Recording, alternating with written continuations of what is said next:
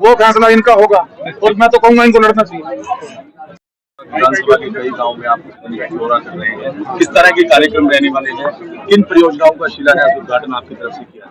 देखिए, संवाद प्रोग्राम करीबन एलनाबाद के अलथी के 7 गाँव में रखा है और यहाँ हमारे साथ हमारे छोटे भाई मीनू बेनीवाल जी भी हैं और सभी ग्रामवासी हमारे जो चुने लोग हैं, हमारी पंचायतें, साहिबान, सरपंच साहिबान, समिति के लोग हैं, सदस्य हैं, चेयरमैन, वाइस चेयरमैन, जिला परिषद, सभी गाँव का डेवलपमेंट कैसे हो, ये सरकार की सोच है।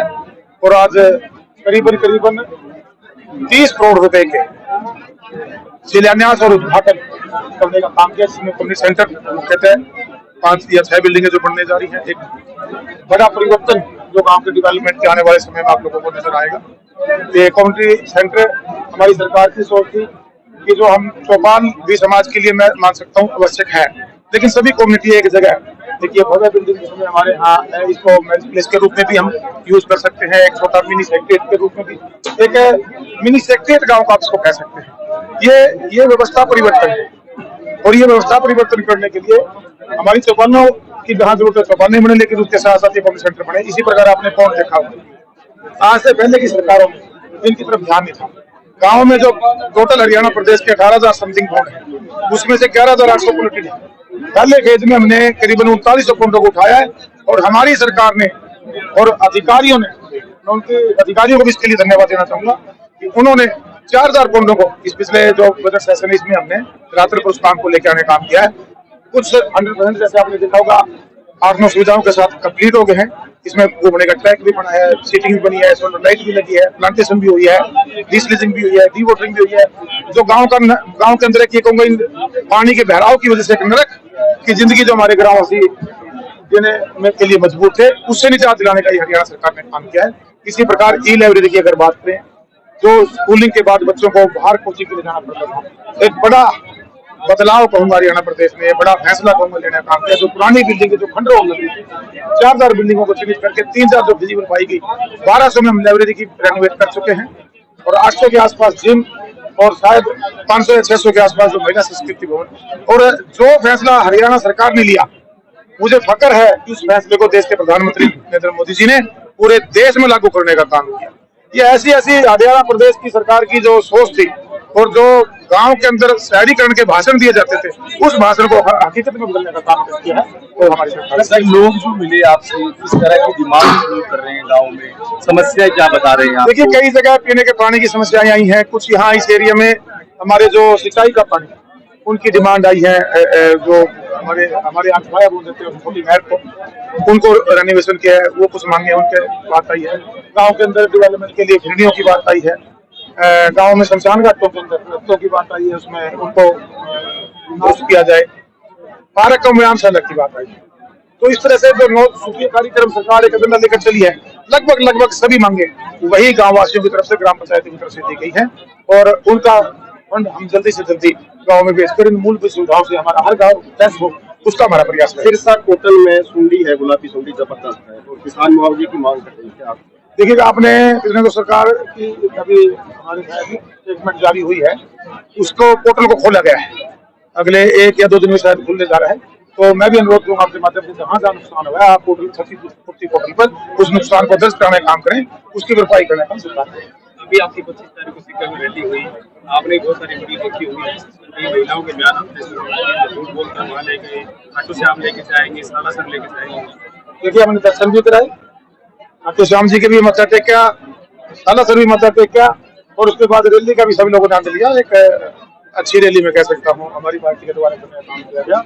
और एक राजस्थान में जो नई जनता पार्टी ने हमने मिलकर यहाँ सरकार बनाई थी, प्रदेश को आगे बढ़ाने में काम किया। आने वाले समय में हम तो राजस्थान के लोगों से अनुरोध करके आए हैं कि आप एक मौका दें, यहाँ का भी जो ताला है वो हमारी चाबी से खुले। हम तो इसी उम्मीद के साथ लोगों की फैसला जनता ने लेना है, तो क्या करेंगे वो समय बताएंगे। इलाहाबाद की बात करें, बीजेपी प्रदेश अध्यक्ष वो भी इलाहाबाद पन्ना मेरा कर रहे हैं।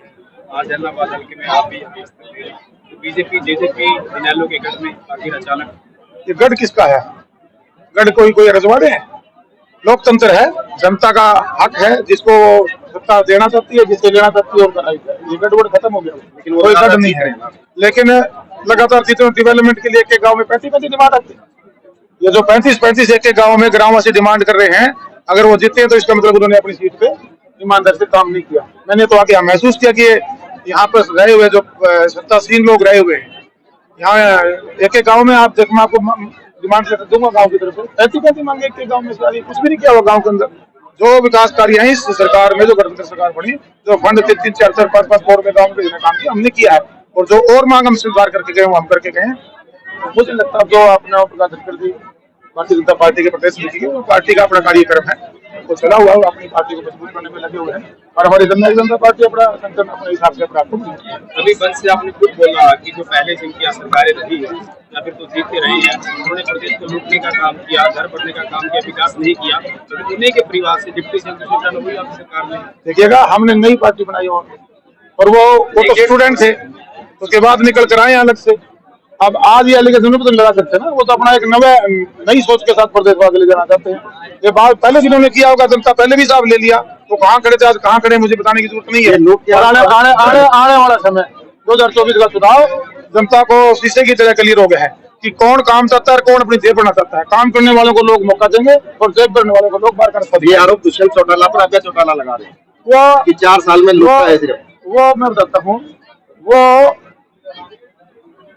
मेरे लिए मेरे बड़े भाई, लेकिन वो फ्रेश जो मैं महसूस करता हूँ। लेकिन ये अगर लगाना है तो प्रूफ देना।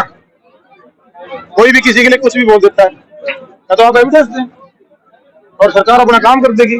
ऐसे किसी को बिना मतलब वजह के एलिगेशन एक सम्मानित पद पर बैठे आदमी मिलेगा। मंत्री जी, एक सवाल है जी, जिस तरह से कप्तान मीनू बेनीवाल जी ने इलाहाबाद में कार्य किया, ऐसा सरकार सोच रही थी कि ऐसे लोगों को पूरे हरियाणा में आगे लेकर आए, उस पर कितना काम हुआ? देखिएगा, ये अपनी इच्छा शक्ति पर निर्भर करता है। मीनू भाई हैं आज से नहीं, बहुत पहले से ये सेंट्रल लाइफ के को अपनी मेहनत से प्राप्त कर चुके हैं। हमारे जैसे लोग जो राजनीति में आए, आज एक व्यवस्था परिवर्तन के लिए ईमानदार लोगों को राजनीति में जरूरत है, लेकिन आप जो ये रजवाड़ों में परिवारवाद में बंधे रहोगे तो प्रदेश आगे नहीं बढ़ेगा। जो राजनीति का व्यवसायीकरण हुआ है उसको सेवा में बदलने की आज जरूरत है। प्रेरणा मिली और लोगों को बिल्कुल मिलेगी, टुहाना से नहीं मिली, कहीं ना कहीं यहाँ बढ़ने में टुहाना का भी सहयोग है, ऐसी और जगह भी मिली हुई है। ऐसे नौजवान आप क्या रहे हैं, जरूरत है इन लोगों की अपना सुख छोड़ के जनता के सुख के लिए भी चिंता करें। एक नर सेवा नारायण सेवा, अगर परमात्मा के मंदिर में जाके उसके चरणों में झुकने से ज्यादा अगर आप किसी जरूरतमंद परिवार के किसी एक परिवार के भी काम आ जाते हैं तो समझ लीजिए आपको चारों धाम की यात्रा की होगी। उस सोच के साथ हमें आगे बढ़ना है। इसी कड़ी में आखिरी सवाल है, मेरी बहन की दोस्त है, 2024 में क्या चुनाव लड़ेंगे? वो फैसला इनका होगा और मैं तो कहूंगा इनको लड़ना चाहिए।